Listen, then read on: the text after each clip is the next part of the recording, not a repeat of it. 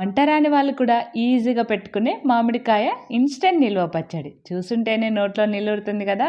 చాలా చాలా simple process ఇది. టేస్ట్ చాలా బాగుంటుంది. బయట పెట్టుకుంటే 2 వారాల పాటు, ఫ్రిడ్జ్లో అయితే నెల పాటు నిల్వ ఉంటుంది. వేడి వేడి అన్నంలో ఈ మామిడికాయ పచ్చడి పెట్టుకొని కాస్త నెయ్యి వేసుకొని తింటే ఉంటుంది. ఆహా, ఎంత బాగుంటుందో!